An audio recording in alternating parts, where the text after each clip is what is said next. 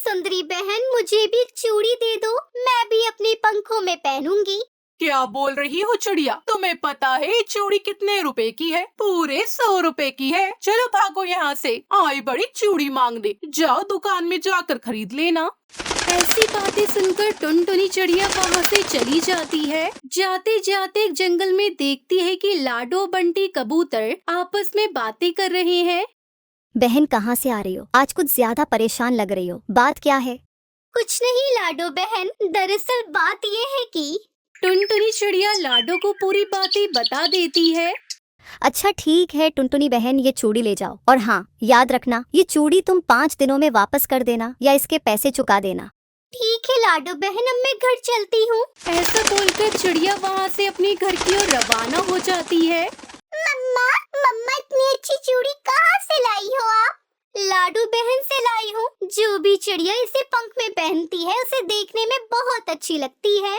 ऐसा बोलकर टुनटुनी चिड़िया अपनी बेटी सुनहरी को चूड़ी पहना देती है। कुछ समय बाद नदी किनारे चिड़िया और उसकी बेटी सुनहरी बैठी हुई थी कि तभी सुंदरी कौवी वहाँ पर आ जाती है और सुनहरी के पंख पर चूड़ी देखकर सुंदरी बोलती है, अरे टुनटुनी, ये चूड़ी कहाँ से खरीदी हो तुमने? देखने में तो बहुत महंगी लग रही है।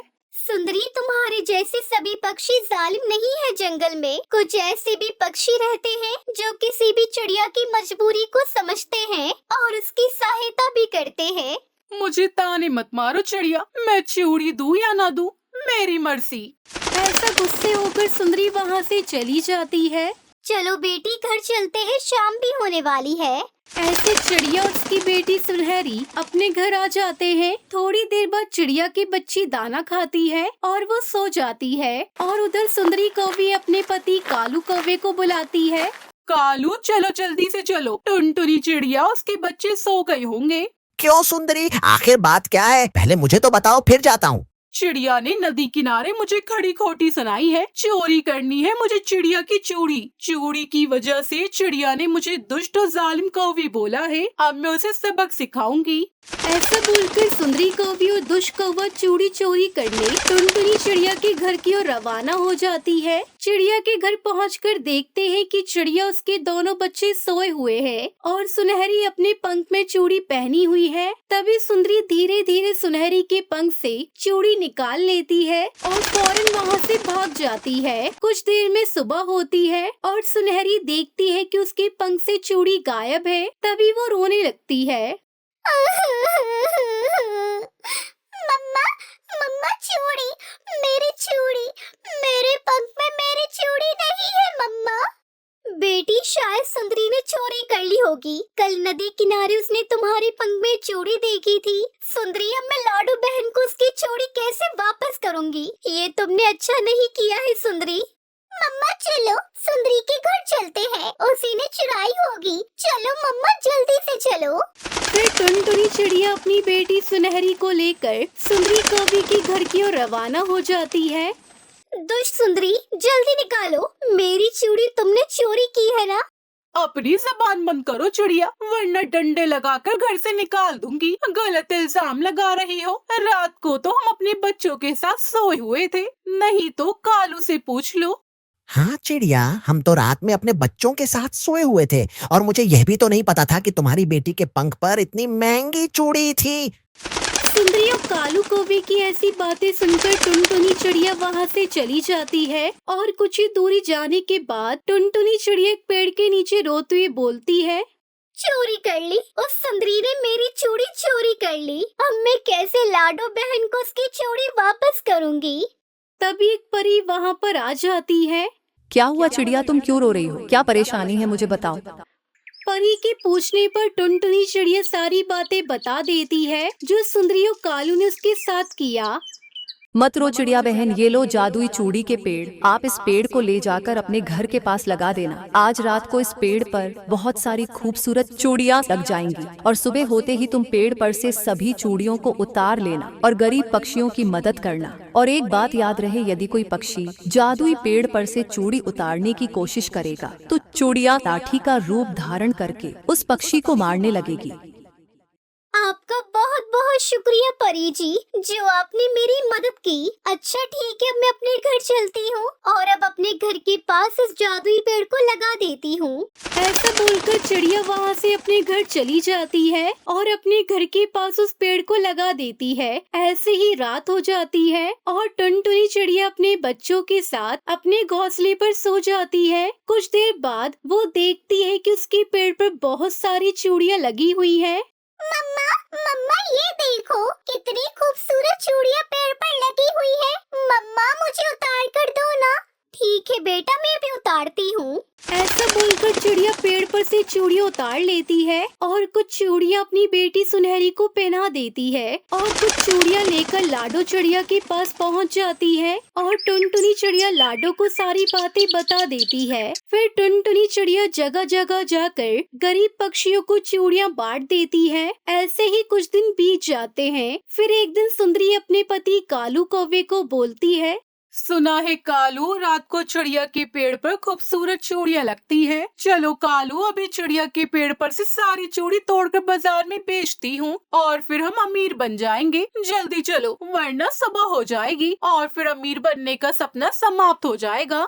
ऐसा बोलकर सुंदरी और कालू रात में टुनटुनी चिड़िया की जादुई चूड़ी के पेड़ पर पहुंच जाते हैं और चूड़ी तोड़ने की कोशिश करते हैं। तभी वो चूड़ियाँ लाठी में बदल जाती हैं और सुंदरी और कालू को पिटाई करती है। ये सब होता हुआ देखकर वो दोनों डर के मारे वहाँ से भाग जाते हैं। इस तरह सुंदरी को उसके लालच की सजा मिल जाती है और टुनटुनी चिड़िया को उसकी ईमानदारी का इनाम। कालू जी, ये खिचड़ी ज्यादा है, बाकी की खिचड़ी सुबह खा लेंगे। हाँ सुंदरी, कहीं ऐसा ना हो कि तुम ये खिचड़ी रात को ही उठकर खा लो। वो जलेबियाँ खा लेते हैं। चलो पानी पी कर आते हैं।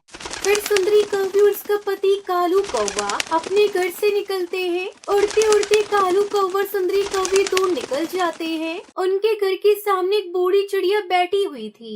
कालू, सुंदरी, आप दोनों कहाँ जा रहे हो? दोनों कौवे बूढ़ी माँ की आवाज सुनकर वहाँ आते हैं। क्या काम है बूढ़ी अम्मा? कौवे बेटा, मैंने अपनी बेटी के लिए लड्डू बनाए हैं। क्या तुम सुंदरवन जंगल जा रहे हो? अगर जा रहे हो तो ये लड्डू लेते जाओ और मेरी बेटी टुनटुनी चिड़िया को दे दो ये लड्डू। ये सुनकर कौवे के मुंह में तो पानी आ जाता है। कालू कौवा और सुंदरी कौवी एक दूसरे की तरफ देखते हैं। हाँ हाँ बूढ़ी माँ जी, हम सुंदरवन जंगल ही जा रहे हैं। हम ले जाते हैं ये लड्डू आपकी बेटी के लिए। आप बूढ़ी जान कहाँ जाएंगी, इतनी दूर थक जाएंगी। आप मेरी बेटी को ये लड्डू देना और कहना मैं कुछ दिनों बाद उससे मिलने आऊंगी। कौवे वो लड्डू वाला डब्बा लेते हैं और खुशी खुशी वहाँ से उड़ जाते हैं। वो सीधे अपने घर जाते हैं। हाँ सुंदरी, ऊपर वाला ऐसे भोजन देता है। कालू, भोजन मिला और वो भी लड्डू। मगर कालू, अगर टुनटुनी चिड़िया को मालूम हो गया तो फिर क्या करेंगे? हम ये सब बात लड्डू खाने के बाद सोचेंगे। भूखे पेट मेरा दिमाग नहीं चलता। फिर कालू कौवा और सुंदरी मजे मजे से लड्डू खाने लगते हैं। कालू जी, आज का डिनर तो बहुत स्वादिष्ट हो गया। अब सो जाते हैं, कल की कल देखेंगे। फिर कालू कौवा और सुंदरी कौवी गहरी नींद में सो जाते हैं। सुबह हो जाती है। वो कौवे तो कोई काम धंधा करते नहीं थे। वो तो हर रोज मुफ्त में भोजन खाने का कोई न कोई उपाय ढूंढते रहते थे। सुंदरी, आज क्या करेंगे? कल तो उस बूढ़ी चिड़िया को उल्लू बना लिया था मैंने, तो पहले ही सोच लिया है। आज फिर उसी बूढ़ी चिड़िया को पागल बनाएंगे। तुम चलो मेरे साथ। कालू कौवा सुंदरी कौवी फिर से घर से निकलते हैं। वो टुनटुनी चिड़िया की बूढ़ी माँ वाले जंगल में जाते हैं। माँ जी, हमने वो लड्डू आपकी बेटी को दे दिए थे, मगर आपकी बेटी आपसे बहुत नाराज है। मेरी बेटी मुझसे नाराज है, मगर वो क्यों? आपकी बेटी कह रही थी कि उसका तो दाल वाली खिचड़ी खाने को मन कर रहा था और आपने लड्डू भेज दिए। माँ जी, आपकी बेटी खिचड़ी खिचड़ी बोलकर रो रही थी। मैं सदके जाऊं अपनी बेटी के। कालू कौवे, अगर आपको कोई काम है तो कर लो और वापस जाते हुए मुझसे खिचड़ी लेते जाना और मेरी बेटी को दे देना। मैं अभी उसके लिए खिचड़ी बना देती हूँ। हम एक जरूरी काम से जा रहे हैं। हम थोड़ी देर बाद आएंगे माँ जी। फिर कालू कौवा और कौवी वहाँ से चले जाते हैं। टुनटुनी चिड़िया की बूढ़ी माँ टूनी अपनी बेटी को खुश करने के लिए खिचड़ी बनाने लगती है। वो आग जलाती है और देगची चूल्हे पर चढ़ाती है। दोनों पति पत्नी नदी पर जाते हैं और धूप में सो जाते हैं। उन्हें कौन सा कोई काम था? उनका तो काम केवल एक ही था, हमेशा किसी न किसी पक्षी को चूना लगाना। बूढ़ी माँ ने खिचड़ी बना के एक डब्बे में डाल दी। तभी कालू कौवा और सुंदरी कौवी वहाँ आ जाते हैं। माँ जी आप चिंता ना करें, हमारा उधर आना जाना लगा ही रहता है। अपनी बेटी के लिए जो भी चीजें भेजनी हो हमें दे दिया करे। हमें ऐसे दूसरों का काम करके, दूसरों की मदद करके बहुत खुशी मिलती है। ऊपर वाला भी खुश होता है।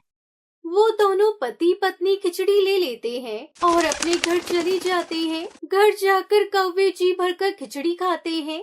कालू जी, ये खिचड़ी ज्यादा है, बाकी की खिचड़ी सुबह खा लेंगे।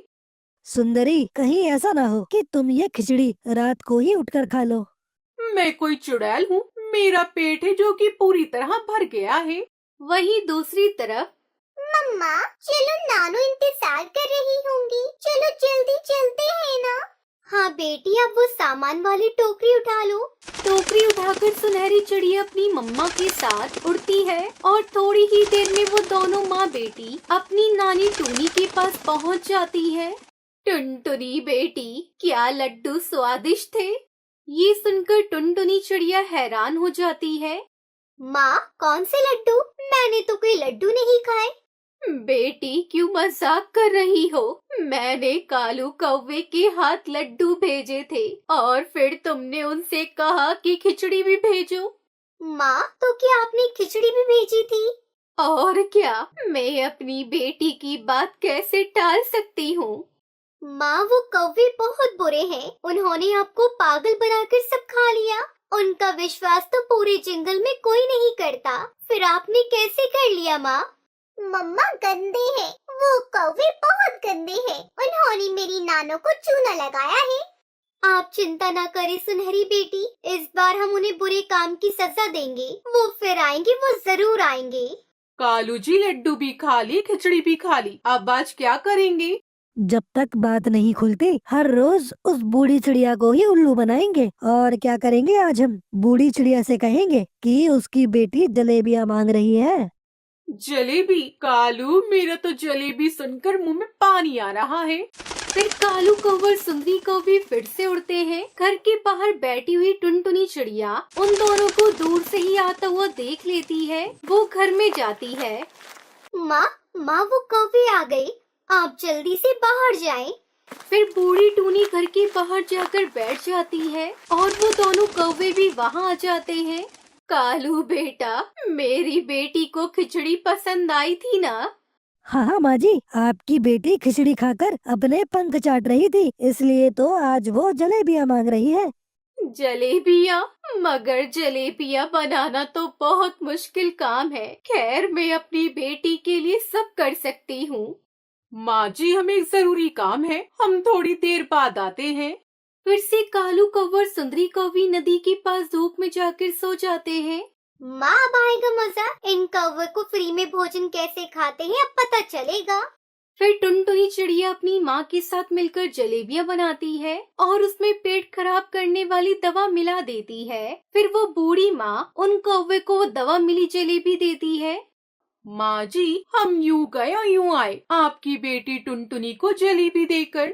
फिर वो दोनों पति पत्नी थोड़ी ही दूर बैठकर वो जलेबियाँ खा लेते हैं। कालू, मेरे पेट में कुछ हो रहा है। तुम्हारे पेट में कुछ हो रहा है तो मेरे पेट में भी कुछ हो रहा है। वो जहरीली जलेबी खाकर उनके पेट में दर्द शुरू हो जाता है। मर गई कालू, मर गई। आए हाय, आज तो लगता है बूढ़ी माँ ने सजा दी है हमें। अपने घर के बाहर बैठी सुनहरी टुनटुनी चिड़िया और उसकी बूढ़ी माँ टूनी उन कौवे को देखकर हंस रही थी। सारी रात कौवे अपनी चालाकी की सजा भुगतते हैं। अगर ये बारिश यूं ही होती रही तो फिर कहीं हमारा ये घोंसला भी ना उड़ जाए। मुश्किल से ले देकर हमारे पास एक आसरा ही है। अगर बारिश ना रुकी तो हमारी ये फसल भी खराब ना हो जाए। टुनटुनी चिड़िया अपने पति से बातें कर रही थी कि तभी उनकी तरफ एक छत टूटकर गिर जाती है। जरा शुभ शुभ बोलो टुनटुनी, अच्छा हुआ हम उस तरफ नहीं बैठे थे। चलो अब जल्दी से सुनहरी को लेकर बाहर चलो। अपने घोंसले से बाहर आकर टुन्नू चिड़ा की नजर कुछ दूरी पे बने गाय के तबेले में जाती है। बाहर बारिश जोरों की थी, इसलिए वो वहीं जाकर रुक जाते हैं। एक तरफ उनका घोंसला टूट जाता है, साथ ही खेत की फसल भी बर्बाद हो जाती है। अगली सुबह बारिश रुक जाती है, लेकिन उन तीनों को जोरों की भूख लगी थी। बाबा, जोरों की भूख लगी है। तुम दोनों यहीं रुको, मैं बंटी भाई से कुछ खाने का मांग कर आता हूँ। वो जल्दी से बंटी कबूतर के घर जाता है, जहाँ पहले से ही ताला लगा हुआ होता है। मैं एक काम करता हूँ, जल्दी से पास वाले बगीचे में से जाकर कुछ फल ले आता हूँ। कम से कम बिटिया की कुछ भूख तो शांत होगी। टुन्नू टुनटुनी से कहकर पास वाले बाग में जाने के लिए कहता है, जहाँ पहले से ही बहुत सारे अमरूद लगे हुए थे। तभी टुनटुनी उससे कहती है, सुनिए जी, आप सुनहरी के पास रुकिए, मैं फल ले आती हूँ, आप थक गई होंगे। ये कहकर टुनटुनी बाग में जाती है। इस बगीचे का मालिक तो कहीं दिखाई नहीं दे रहा है और बिना उसकी इजाजत के मैं ये कैसे ले जाऊं? हे भगवान, उस मालिक को जल्दी भेज दो। एक तो वैसे ही हमारा घोंसला टूट गया है और हम लोग बेघर हो गए हैं, ऊपर से मेरी बच्ची और हम भूखे भी हैं। अगर इस बाग का मालिक आ जाए तो मैं उससे इजाजत ले लूं। उसकी ये सभी बातें वहाँ पर लगे हुए अमरूद सुन रहे थे। तभी उनमें से एक अमरूद बोला, तुम्हारे साथ तो सच में कितना बुरा हुआ टुनटुनी। और हाँ, इस बगीचे का कोई मालिक नहीं है, हम सब परी लोग के जादुई अमरूद है। अरे बाप रे, ये तो सचमुच ही कमाल हो गया। कहीं ये कोई भूत तो नहीं है? नहीं नहीं, मैं जा रही हूँ। ओहो घबराओ मत, मैंने कहा ना हम जादुई अमरूद है और तुम्हारी मदद करना चाहते हैं। अपने जादू से तुम्हें जादुई सोने के अमरूद देकर तुम उन सोने के अमरूद को गाँव के सुनार के पास ले जाकर बेच देना, जिससे तुम्हें अच्छे पैसे मिल जाएंगे। ये कहकर जादुई अमरूद अपने जादू से वहाँ पर सोने के अमरूद प्रकट कर देता है। वो अमरूद टुनटुनी के हाथ में आ जाते हैं, जिन्हें देख टुनटुनी खुश हो जाती है। अरे ये तो सचमुच सोने के अमरूद है। तुम्हारा बहुत बहुत शुक्रिया जादुई अमरूद। टुनटुनी जल्दी से वो अमरूद लेकर गांव के बाजार में जाती है और सुनार के पास जाकर उन्हें अच्छे दाम में बेच देती है। सोने के अमरूद बेचकर मुझे कितने अच्छे दाम मिले हैं। अब तो हमारी परेशानियां खत्म हो जाएंगी। सबसे पहले जाकर खाने के लिए जलेबी ले चलती हूँ। सुनहरी देखेगी तो बहुत खुश हो जाएगी। उसे जलेबी कितनी पसंद है। टुनटुनी जलेबी पैक करवा कर लेकर जाती है और आकर सारी बात टुन्नू को बताती है। अब वो बाकी पैसों से घर बनवा लेती है, साथ ही खाने के लिए राशन भी भरवा लेती है। फिर एक रोज टुन्नू टुनटुनी से कहता है, टुनटुनी, हम सारा दिन खेत में इतनी मेहनत करते हैं और उसके बाद भी हमारे पास इतनी कमाई नहीं हो पाती। इससे तो अच्छा होगा कि तुम फिर से उस बगीचे में जाकर उस जादुई अमरूद से और सोने के अमरूद मांग लो और फिर उससे हम अपना कोई बड़ा रोजगार शुरू करेंगे। तुम ठीक कहते हो। वैसे भी खेती की काम तो मौसम के ऊपर निर्भर करता है। मौसम खराब तो फसल खराब। मैं अभी उसके पास जाती हूँ। वो फिर से जादुई अमरूद के पास जाती है। क्या हुआ टुनटुनी, आज इतने दिनों बाद तुम यहाँ क्यों आई हो? ए जादुई अमरूद, मुझे फिर से तुम्हारी मदद की जरूरत आन पड़ी है। अब क्या बताऊं, खेती बाड़ी का काम है तो उसमें कभी फसल ज्यादा बारिश के कारण या तो ज्यादा ठंड और धूप के कारण बर्बाद हो जाती है। इसलिए तुम्हारी मदद चाहिए थी ताकि खुद का काम शुरू कर सकूं। अगर तुम मुझे जादुई सोने का अमरूद दे दोगे तो मेरी बड़ी मदद हो जाएगी। अच्छा ठीक है, मैं तुम्हें एक और जादुई सोने का अमरूद दे देता हूँ। तुम इन्हें बेचकर अपने लिए कोई अच्छा सा काम शुरू करना। अब गांव में कोई दूसरी अच्छी हलवाई की दुकान नहीं थी, इसलिए वो गांव में मिठाइयों की दुकान खोलने लगती है, जिससे उसकी दुकान बहुत अच्छी चलने लगती है और उसकी अच्छी कमाई होने लगती है।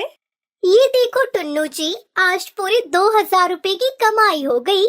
लेकिन ये सब देखकर टुन्नू का लालच कम नहीं हुआ। उसने टुनटुनी से कहा, वैसे टुनटुनी, हम शहर जाकर मिठाइयों की बड़ी दुकान खोल लें तो महीने के लाखों कमाएंगे। ज्यादा लालच भी अच्छा नहीं है टुन्नू जी। मैं गांव में रहकर भी अच्छा खासा कमा रही हूँ। इतना है कि हर साल खुद का घर ले सकूँ। और बार बार यूँ जादुई अमरूद से मदद लेना अच्छी बात नहीं। उसने अभी तक हमारी बहुत मदद की है। हाँ तो एक बार और सही। और तुम तो पक्षियों की भलाई के लिए कर रहे हो ना। अगर बड़ी दुकान खोलेंगे तो वहाँ पर काम करने वालों को भी रखेंगे और साथ ही हम उनको रोजगार भी देंगे। अपने पति की बात सुनकर टुनटुनी एक बार फिर उस जादुई अमरूद के पास गई। जादुई अमरूद समझ जाता है कि उसके पति के मन में लालच भर चुका है, लेकिन फिर भी वो एक बार फिर से उसकी मदद कर देता है। ये लो टुनटुनी, अब इस सोने के अमरूद को बेचकर तुम खुद की दुकान शहर में खोल लो। लेकिन एक बात याद रखना, कभी किसी का हक मत मारना और सबके साथ अच्छे से बर्ताव करना, नहीं तो तुम अपना सब कुछ खो दोगी। टुनटुनी ने उस शहर आकर अपनी बड़ी दुकान खोल ली। वहीं उसका पति टुन्नू चिड़ा लालच में आकर अपनी दुकान में काम कर रहे पक्षियों का हक मारने लगा। जादुई अमरूद से इतना कुछ मिलने के बाद भी और इतना पैसा कमाने के बाद भी टुन्नू दूसरे गरीब पक्षियों का हक मारने लगता है, जो बात जादुई अमरूद को पसंद नहीं आती। इसलिए टुन्नू चिड़ा के व्यवहार की वजह से वो उनसे अपना सब कुछ छीन लेता है और वो लोग फिर से गरीब हो जाते हैं। अब टुनटुनी और टुन्नू चिड़ा को अपनी गलती का एहसास होता है, लेकिन तब तक बहुत देर हो चुकी थी। उन्हें उनके लालच की सजा मिल चुकी थी।